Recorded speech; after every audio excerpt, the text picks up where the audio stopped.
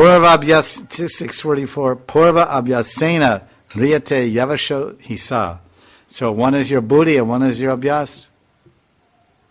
One is thinking, one is willing. So you get the same software and the same hardware. You get the intelligence, buddhi samyogam. And then you get the abhyas. Abhyas means the physical practices. Kirtan and smarana, all these things we do with our bodies and senses in Krishna's service. He regains the physical practices. You regain the intelligence. 643, Krishna says, I give you buddhi samyogam, lavate purvadeikam. And these are actually the two key phrases. Purvabhyas, that's why I put it up here. Purvabhyasena riyate yavasha. Yavasha. Purva abhyasena riyate yavasho pisaha. Spontaneously avasha. Spontaneously riyate, his heart is attracted. Oh, I like this bhakti. I don't know. I like this Krishna. I don't know how, why. It's Krishna. So you regain the subtle body of the prior life, and you regain the same physical practices. So automatically you're attracted to the spiritual practices you performed in your last life. Purva abhyasena riyate yavashasaha. This is the future of the devotee. Krishna arranges all this. So I wouldn't say it's exactly Radha and Krishna coming out of the lila to do it. But yoginam api sarvesham madgatene madgatenantaratmanaha sharavan bhajate yomam same yuktatamo mataha. Krishna winds up the chapter on yoga and saying of all the yogis, he who abides in me with full faith, worshipping me in devotion, is most intimately united with me and considered the best of all. In other words, after speaking so much about yoga, for 6 chapters all about yoga, now at the end of all this discussion about karma and jnana and ashtanga yoga and karma sannyas yoga, Krishna says devotion to Krishna is the last word of yoga.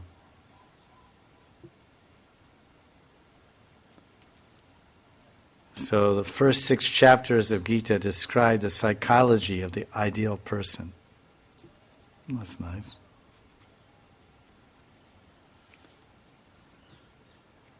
Psychology of the ideal person.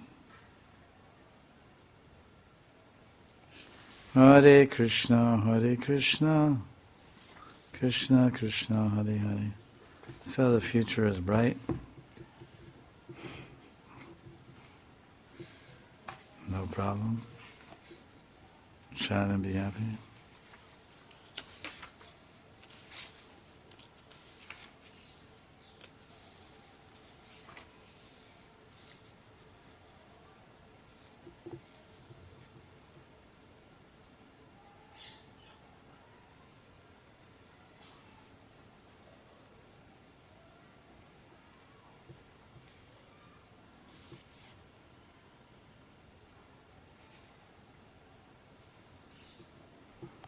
If he has practiced a long time, 642, then he'll pick up his last practices.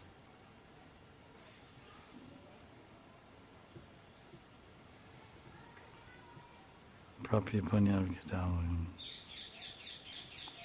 In either situation, he attains the state of his previous birth and a relation with Atma and Paramatma by using his intelligence. Buddhi samyogam lavate purvadeikam. He then strives again for complete perfection.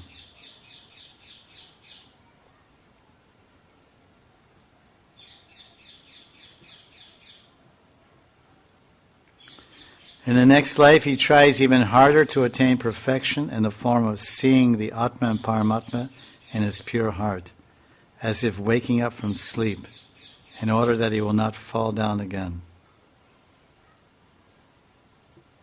Definitely he is attracted to that previous spiritual practice even without effort.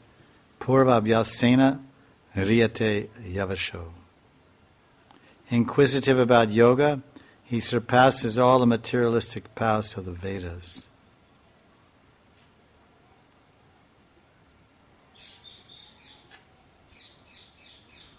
Text 45, chapter 6. Prayatnad yatamanastu yogi samshuddha kilbishaha aneka janma samsiddhi aneka janma samsiddhas tato yati param gatim.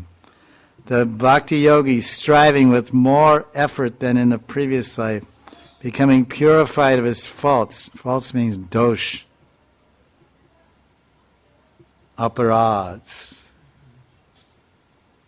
and reaching full perfection,